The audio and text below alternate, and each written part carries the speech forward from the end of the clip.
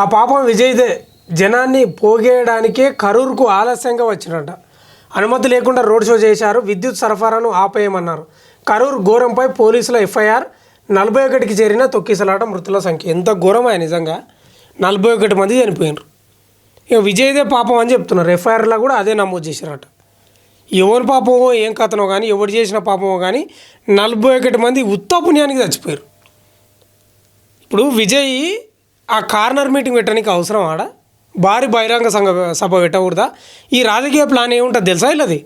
ఇప్పుడు ఆ corner meeting పెట్టాలంటే ప్రభుత్వం అనుమతి ఇవ్వలేదనుకో, ఇగో ప్రభుత్వం కక్ష కట్టింది నా మీద, అనుమతిస్తలేదని మళ్ళీ ప్రభుత్వం మీద నెపం మోపడానికి, రాజకీయాలు చేయడానికి అనుమతిస్తేనేమో ఇట్లా తొక్కీసలాటలు.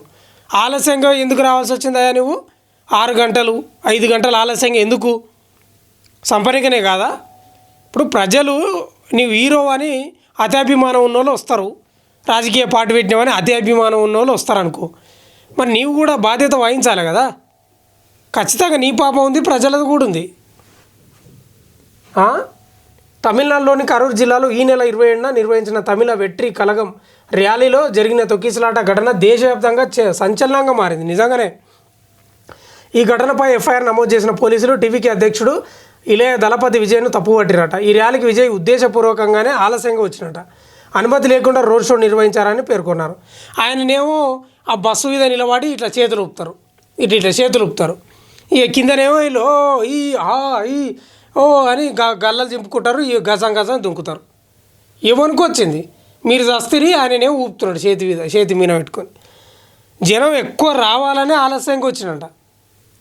ఏం చేయాలి, ఎవరిని అనాలి, నాకు అర్థమైతలేదు. ఈ ర్యాలీకి ఏంది ఇంకేముంది, 10,000 మందికి మాత్రమే అనుమతి తీసుకున్నారని, కానీ 25,000 మందికి పైగా ర్యాలీకి వచ్చారని పేర్కొన్నారు. 3 రెట్లు పెరిగింది. జన సమూహాన్ని పోగేయడానికే ఉద్దేశపూర్వకంగా విజయ్ ఆలస్యంగా చేశారని తెలిపారట. ఉండొచ్చు మరి. వీళ్ళది ఎట్లుంటుందంటే సినిమా స్టార్లది చెప్పిన టైంకు రారు, 1 గంట 2 గంటలు ఎక్కువ టైం తీసుకుంటారు. ఎందుకంటే వాళ్ళు భూలోక స్వర్గం నుంచి దిగి వస్తారు కదా. నిర్ణీత సమయం కంటే 4 గంటల పాటు విజయ్ ఆలస్యంగా వచ్చారు. జనాలు భారీగా వచ్చారని రాజకీయంగా ప్రకటించుకునేందుకే ఇలా చేశారట. ఉండొచ్చు, ఈ రాజకీయాలు అంటేనే గట్లుంటాయి, అన్ని కుట్రలు కుతంత్రాలు.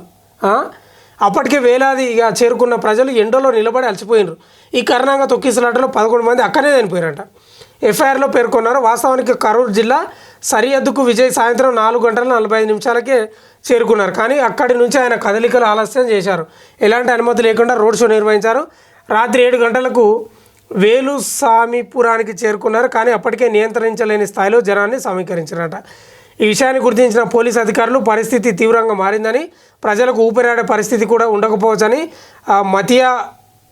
మతియాలగన్కు హెచ్చరించినట్ట. కానీ ఆయన పట్టించుకోడు. ఆయననేమో బస్సు మీద ఉంటాడు కదా, ఇట్లా ఊపుకుంటా. చాలామంది ప్రజలు విజయ్ను చూసేందుకు సమీపంలోకి చెట్లు ఎక్కారట. ఎందుకు ఎక్కాలి నాయన, అంత ఉబలాటం ఎందుకు?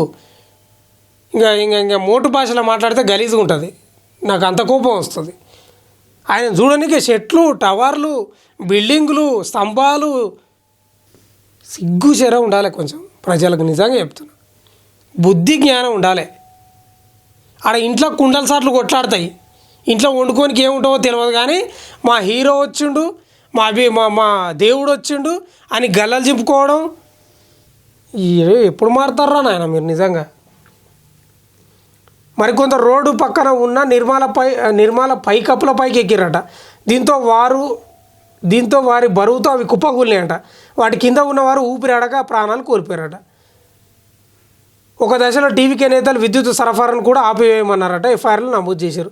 దీనిలో టీవీకే జిల్లా కార్యదర్శి మతియాలగన్, పార్టీ రాష్ట్ర ప్రధాన కార్యదర్శి బుషి ఆనంద్ అంట, రాష్ట్ర సంయుక్త కార్యదర్శి సిటిఆర్ నిర్మల్ కుమార్ పేర్లను చేర్చారట. మరోవైపు రాష్ట్ర ప్రభుత్వం నియమించిన ఏకసభ్య కమిషన్ సభ్యురాలు జస్టిస్ అరుణ ఆసుపత్రిలో చికిత్స పొందుతున్న బాధితులను కలుసుకొని వివరాలు సేకరించి, నీవు ఎన్ని వివరాలు సేకరించినా ఏమయ్యేది? ఈయనకు ఉరిశిక్ష పడేది ఉందా టీవీకి అధినేత విజయ్కి? లేకపోతే వాళ్ళ కార్యదర్శులకి ఏమన్నా బట్టలు ఇప్పి కొట్టేది ఉందా? మీరు ఉతదే ఇదంతా ఇన్ని చూస్తున్నాం. అందుకే అనేది నేను ఊకే అన్నాను, ఒంటి నిండా కండ్లు పెట్టుకొని బతకాలి. ఎవడు కాడండి, నేను చెప్తున్నా కదా, అన్నీ చూసుకుంటూ వస్తున్నాం జీవితంలో. ఎవ్వడు కాడు, ఏ హీరో గాడు, ఒంటి నిండా కండ్లు పెట్టుకొని బతకాలి, లేకపోతే సస్తారు గిట్లే ఇక సావన్రి. నాకు అర్థం కాదు విజయ్ పార్టీ నేతలు పోయి, లేకపోతే విజయ్ పార్టీ కార్యదర్శులు వాళ్ళంతా పోయి ఇంటింటికి పోయి గల్లలు పట్టి గుంజుకొచ్చిర్రా? మీరు రాని చూడడానికి రాని అని మీకు సిగ్గుసేరే లేకుండా పోయినరు, సచ్చిండ్రు. ఇప్పుడు మీ ముసలోళ్ళు ఉంటారు, తల్లిదండ్రులు, వాళ్ళకి ఎవడన్నం పెట్టాలి? చిన్న చిన్న పిల్లలు ఉంటారు, వాళ్ళకి తండ్రిని తల్లిని కోల్పోయినరు, చిన్న పిల్లలు చచ్చిపోయినరు. కొంచెమైనా బుద్ధి ఉండాలి మీకు నిజంగా. నిన్న తిలక్ వచ్చిండు, నిన్న పాకిస్తాన్ మీద బ్రహ్మాండమైన బ్యాటింగ్ చేసి గెలిపించిండు. తిలక్ వచ్చిండు, నేనేం పోలే కానీ ప్రేమిస్తాను నేను తిలక్ను, అభిమానం నాకు, క్రికెట్ అంటే పిచ్చి నాకు. మరి నేనేం పోలే, సపోర్ట్ చేస్తా అంతే. ఆడ పోయి గజం చెత్తుకుద్దు తలకాయ దాకంగా ఏం దుంకలే, నేను పోలే, కానీ అభిమానిస్తా. అభిమానమే, అతి అభిమానం ఏం లేదు ఎవరి మీద. మరోవైపు రాష్ట్ర ప్రభుత్వం నియమించిన ఏకసభ్య చదివినాం కానీ విద్యుత్ కోత విధించాలని టీవీకే కోరిందంట. కరూరులో విజయ ప్రసంగిస్తున్న సమయంలో స్టాలిన్ ప్రభుత్వం ఉద్దేశపూర్వకంగా విద్యుత్ సరఫరాను నిలిపివేసిందంటూ జరుగుతున్న ప్రచారాన్ని రాష్ట్ర విద్యుత్ బోర్డు ఖండించిందట. విజయ్ ప్రసంగిస్తున్న సమయంలో విద్యుత్ సరఫరాను నిలిపివేయాలని టీవీకే నిర్వాహకులు లేఖ ఇచ్చారని, అయితే ఆ వినతిని తాము తిరస్కరించామని బోర్డు అధికారులు తెలిపినట. ఆ లేఖను మీడియాకు విడుదల చేశారు. కాగా తొక్కిసలాట ఘటనలో మృతుల సంఖ్య 41కి చేరిందంట. గాయపడ్డోళ్ళు ఎంతమంది ఉన్నారు? ఆ లేఖను మీడియాకు విడుదల కాగతో ఇక్కడ కరూరు ప్రభుత్వ ఆసుపత్రిలో ఓ మహిళ 61 ఏళ్ళు ఉన్నాయి సోమవారం కన్నుమూశారట. ప్రస్తుతం 11 మంది ఐసీయూలో చికిత్స పొందుతుండగా 2 పరిస్థితి విషమంగా ఉన్నట్లు తెలిసిందట. ఇంకేముందా ఇక్కడ ఎవరిని తప్పు పట్టలేము. నిర్మలా సీతారామన్ గారు అంటున్నారు. కొంచెమన్నా సీతారామన్ గారు ఏం మాట్లాడుతున్నారు మీరు? కరూరు దుర్ఘటనలో ఎవరిని తప్పు పట్టలేమని కేంద్ర ఆర్థిక మంత్రి నిర్మలా సీతారామన్ అన్నారు.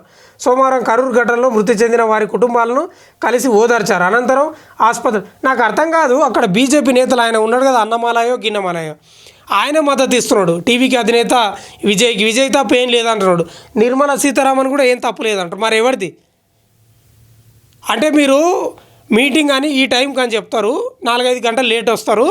ఆ కార్నర్లో ఒక 4 రోడ్లు ఉన్న దగ్గర ఓ 10,000 మంది కంటే ఎక్కువ పట్టణ రోడ్లలో ర్యాలీ చేయొచ్చా? మీ తప్పేం లేదా? ఆయన తప్పేం లేదా? ఎందుకు ఆయన నేను కేసుకొస్తున్నారమ్మా? కుట్రలు చూడండి ప్రజలారా, నేను అందుకే మొత్తుకుంటున్నా మిమ్మల్ని. ఎవ్వడు గాడా బాబు, నిర్మలా కేంద్రం కూడా చేతులెత్తేసింది. టీవీకి అధినేత తప్పు లేదని చెప్తుంది.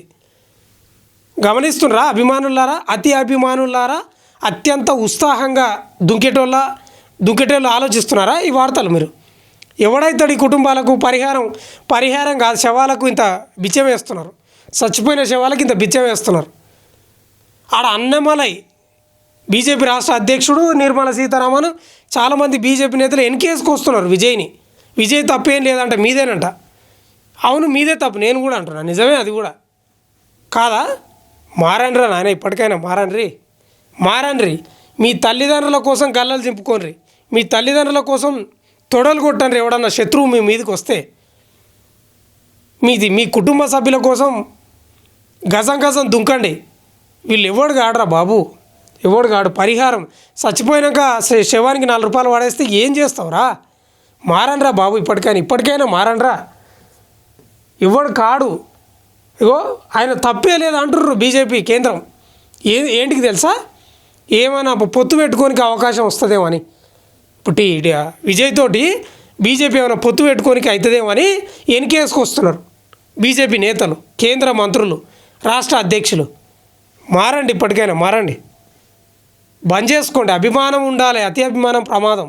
మీ కొంపలు అరుస్తుంది, మీ శవాలను మీరే పొందబెట్టుకుంటారు, మీ సమాధులను మీరే తోడుకుంటారు, మీ చితిని మీరే పేర్చుకుంటారు. అతి అభిమానం ఉంటే ఇప్పటికైనా ఈ నాటకాలు చూసి ఇవన్నీ నేను చదివి వినిపించిన మీకు.